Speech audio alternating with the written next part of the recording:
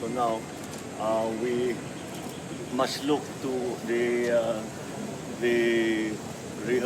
reconstruction nitong nasira dahil kahit na sa labas makita yung structurally mukhang hindi na maaasahan yung mga siyempre yung mga structure dito, kaya kailangan na siya at kailangan talagang ibahin.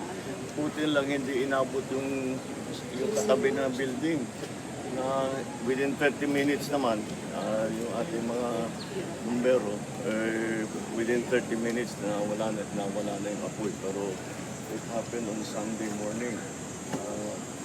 Kaya as usual, electrical na naman ang naging problema. Kaya yun ang kailangan natin bantayan. Siguro we have to send out we have to also, dahil ang mga school room natin, mga school building natin, mga school facilities natin, medyo luma na rin. Yung sa electrical, kinakarga na natin ng computer, ng bagong fan, yung iba aircon, kaya talagang overloaded na, kaya nagkakaganto. Kaya siguro we have to look at the other schools also. Natiyakin na at the very least, may magandang fuse box para hindi makapag-overload sa ating electrical system. But in the meantime, Public Works has already been, of course, I've already instructed the Public Works, the Department of Public Works and Highways. Natignan nila, and what will it take, how soon can we rebuild it.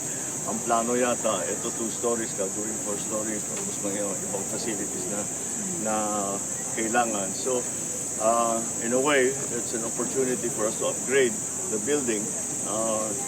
It's unfortunate that it had to be the cause. It had to have happened because of a fire. Pero hopefully, pagbigyan na tayo dahil umuulan na, hindi naman maging masyadong madalas ang ganyang klaseng sunog. But yes, we'll just keep going. We'll just continue to make sure that the children are able to attend class, that the teachers have what they want. Yung mga nasirang gamit, we will replace it. School supplies, not only of the children, but also the teachers. Yung mga gamit ng mga teacher. Nakita pa namin yung nandun na debris na sunog. So we'll have to replace that, otherwise the teachers cannot do their job.